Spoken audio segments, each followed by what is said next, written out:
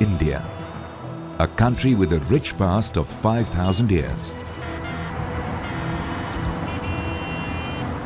Time changed, so did India. Today it has transformed into a modern nation with strong manpower, strengthening economy, infrastructure development and cutting-edge technology. These developments gave India a progressive identity, a very distinct one. However, things did not happen overnight. 1947 marked the opening of the gateway for meticulous planning and laying a strong economic foundation, backed by an undying will to surge ahead. It was at this crucial moment that independent India's first Prime Minister, Pandit Jawaharlal Nehru, defined the pattern according to which our economic growth was to be reshaped under the 5-year plans. Central excise was instrumental in giving strength to the aspirations of an independent India. The much-needed monetary support came in the form of excise duties. Central excise is an important contributor to our tax revenue.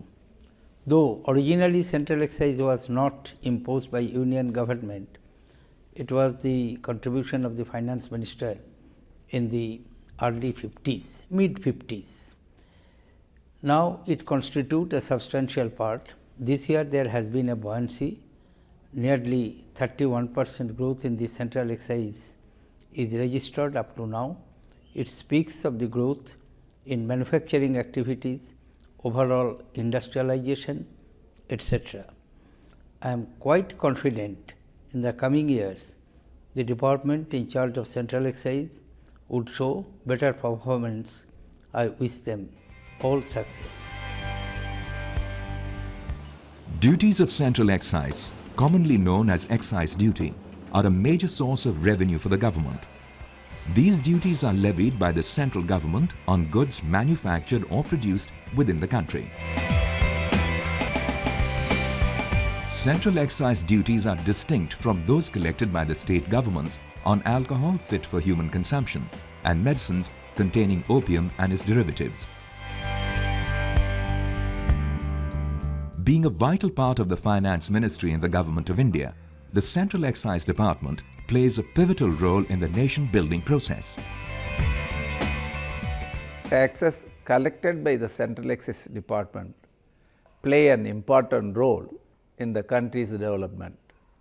The efforts of the officers, ably supported by increasing complaints by citizens, has resulted in tremendous growth in revenues, which augur well for its nation. It is heartening that the growth in revenue collection by the Central Excise Department has been accompanied by significant initiatives for taxpayer facilitation. The simplification of procedures and introduction of IT initiatives, accompanied by reorientation of the staff towards their new role, has gone a long way in creating a taxpayer-friendly environment. Apart from encouraging compliance, these initiatives are a catalyst for economic growth. Revenue collected through customs, central excise and service tax is used for the welfare and development of the nation. The much-needed funds for strengthening the security apparatus of the nation also comes from taxes collected by the department.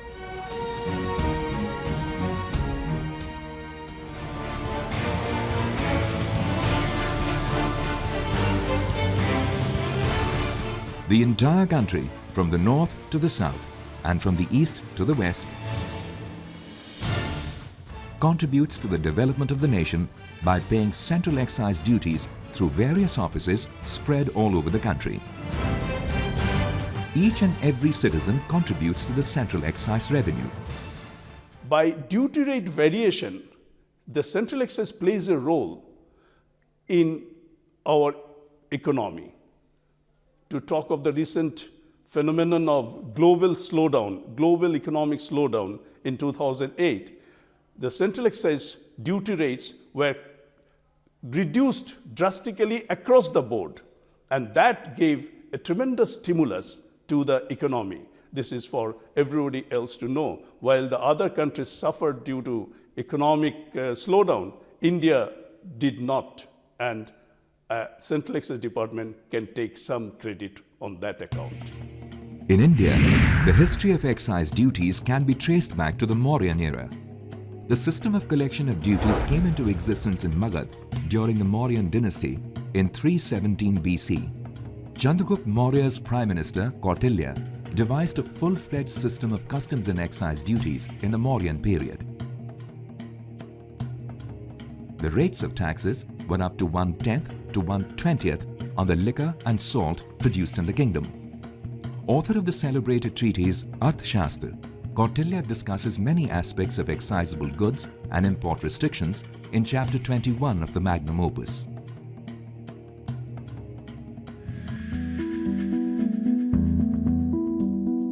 Chanakya gave a specific name to the tax collector, whom he called Samaharta.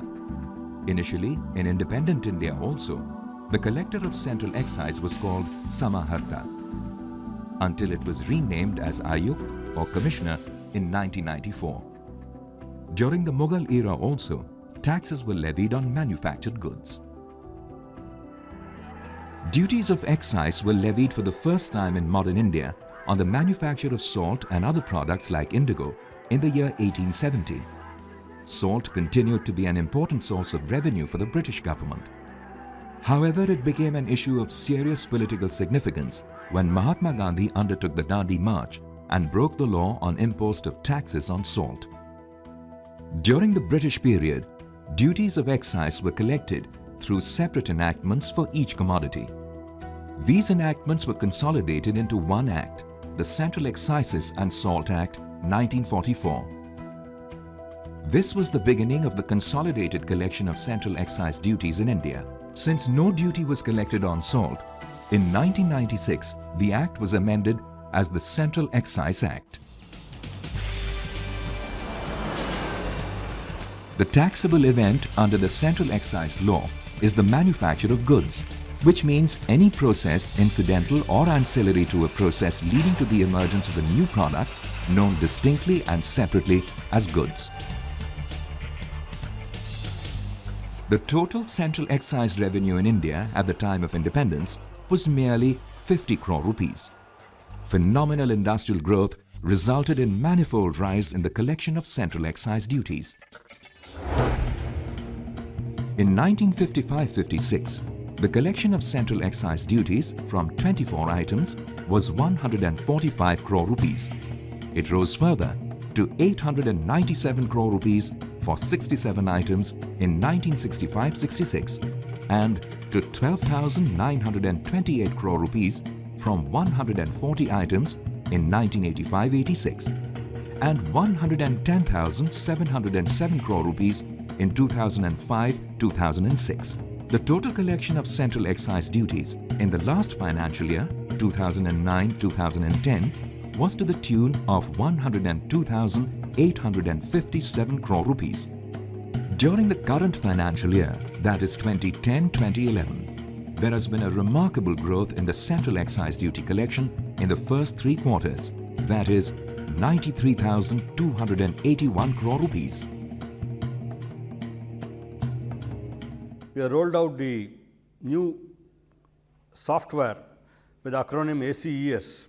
We have also taken a number of steps to redress the taxpayer grievances. I am sure with the cooperation of both the trade and industry as well as with all the officials of the department, we should not only reach the revenue target, but exceed it this year, and in addition also ensure that the assessee gets his dues by way of faster refunds, faster rebate claims and so on.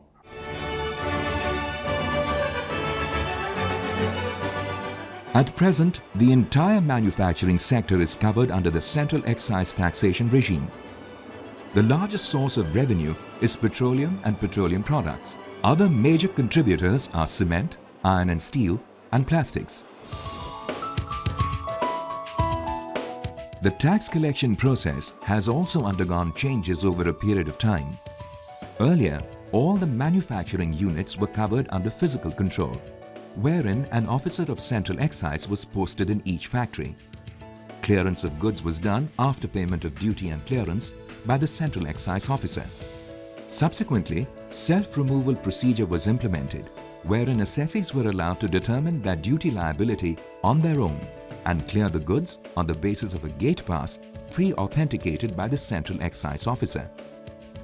However, later on, even the self-removal procedure was further liberalized by placing full faith in the assessee, and clearances were allowed by the assessees through self-assessment procedure against their own invoices, thus abolishing the gate pass system. Even duty has been allowed to be paid after clearance of goods. In the post-liberalization period, the relationship between the assessee and the department has changed the officer's role from an enforcer of law to that of a facilitator. To improve services to the taxpayers, Central Excise Department has also become Sevottam compliant. Sevottam is a service delivery excellence model. All 4 pilot projects of Sevottam have been awarded ISO certification. The department has successfully implemented automation of all central excise work, including e-filing of returns and e-payment of duties. A large number of taxpayers today are able to pay their excise duties and service tax from their own offices and on a 24/7 basis. 96% of our excise collection and 74% of the service tax collection is being realized currently through the e-payment mode. With total automation of the central excise records, the role of audit has become vital as the department exercises non-intrusive checks over the manufacturing sector through extensive use of a computer-assisted audit program. Central excise duties are collected under overall supervision of the Central Board of Excise and Customs, headed by the chairman and 6 members. The country is divided into various zones, which are headed by chief commissioners who are in charge of several commissionerates. Each commissionerate is headed by a commissioner who has a fixed geographical jurisdiction. Several additional or joint commissioners assist the commissioner, and each commissionerate comprises of several divisions headed by a deputy or assistant commissioner. There is no part of the country which is not under the jurisdiction of one or the other central excise officer, like superintendents or inspectors.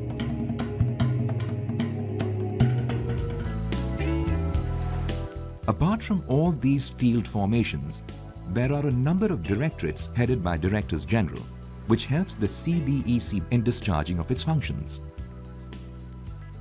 More than 40,000 officers and staff in the different cadres are directly engaged in the work related to the Central Excise and Service Tax Department. The department has a well-defined career management plan with assured promotion and career opportunities. We also have an active and alert vigilance machinery to tackle corrupt practices and also to ensure that the assessees get a hassle-free service.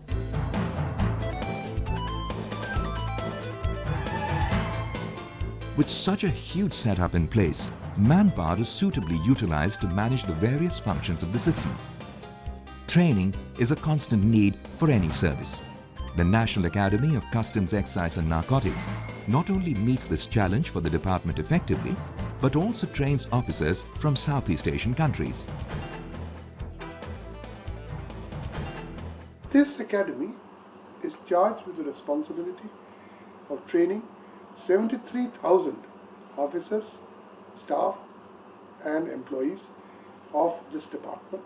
One of the primary duties of this academy is also to give induction training to the officers of the Indian Revenue Service. Evasion of taxes is a serious problem for any country, especially for a growing economy like India. The Director General of Central Excise Intelligence performs an important function in preventing the evasion of central excise duties and service tax. The officers of this directorate are actively involved in the collection of intelligence, leading to booking of cases against tax evaders. Yes, Central Excise Intelligence. Informer.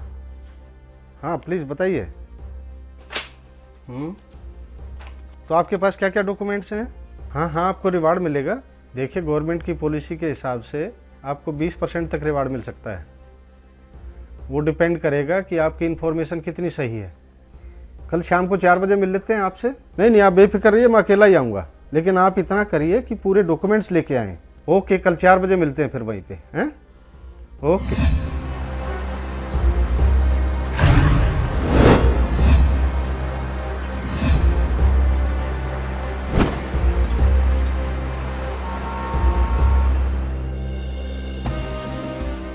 आज हमारे पास एक बहुत important information आई है और उस पर हमें workup on करना है।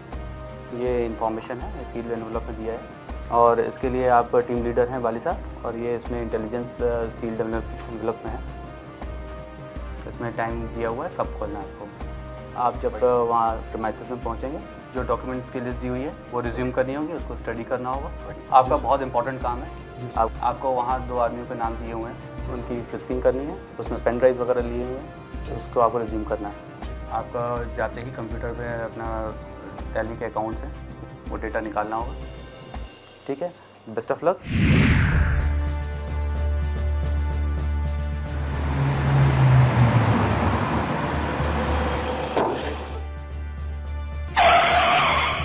जल्दी चलिए।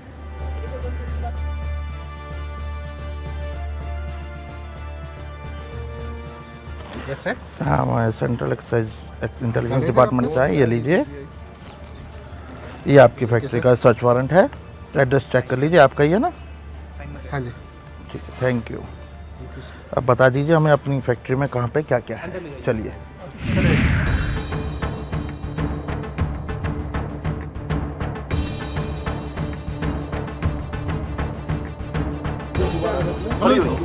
फोन इसका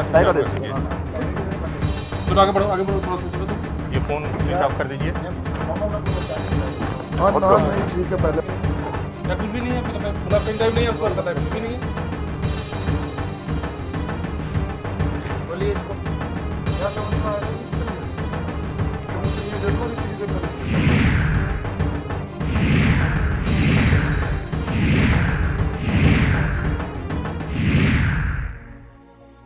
There is a well-established reward system of payment to informers. They may be paid up to 20% of the amount of duty evasion detected and recovered by the department. Left hand.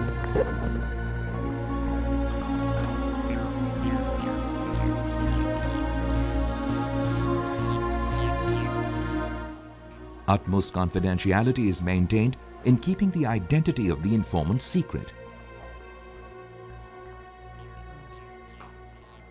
Reward paid to the informant is exempted from income tax. The identity of the informant has never been disclosed by the department. Thank you, sir. Outstanding departmental officers are decorated with the Presidential Award for Meritorious and Distinguished Record of Service, as well as performance of duty at risk of life.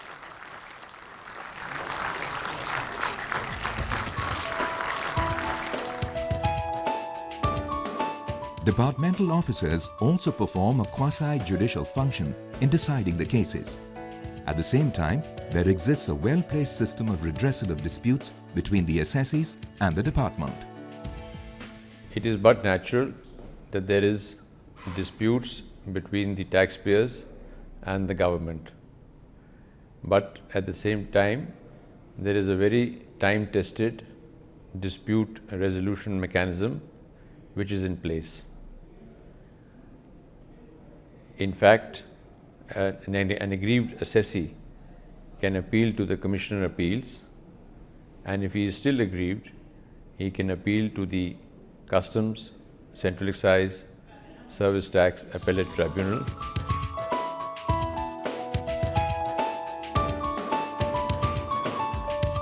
Officers of the Central Excise are also designated as customs officers under the Customs Act 1962 and play an important role in collection of customs duties in inland customs stations like Inland Container Depot and Container Freight Stations. The fact is that a major portion of work relating to export promotion is being handled by Central Excise officers, especially in the hinterland. All exports that take place from the land custom stations, from the inland container depots, from the air cargo complexes in the hinterland, as well as from the export oriented units, they are being handled by the central excise officers. Collection of central excise duties in the country can be traced to the existence of some of the old commissionerates, which continue to work from heritage buildings. The department has simultaneously created infrastructure to provide an efficient and congenial work environment. Over the years, while attempts have been made to widen the base, A new chapter was added in 1994, extending the tax net of the Central Excise Department from goods to the service sector. yet this sector accounts for about 40% of our GDP and is showing strong growth. There is no sound reason for exempting. The then Finance Minister, Dr. Manmohan Singh, introduced tax on services, which is also collected by the department. For tax purposes. Initially, simply 3 services were covered, namely telephone, non-life insurance and stockbrokers. It has now emerged as an important source of central government revenue. From a modest collection of rupees 407 crores in 1994, now 117 services are covered under the service tax. In the financial year 1999-2000, 26 services brought under the tax net yielded a revenue of 2,072 crore rupees. By 2005-2006, taxable services were increased to 84 and brought in 23,053 crore rupees. Tax revenues of 2009-2010 contributed 36,984 crore rupees to the exchequer. The first 3 quarters of 2010-2011 have contributed 44,081 crore rupees.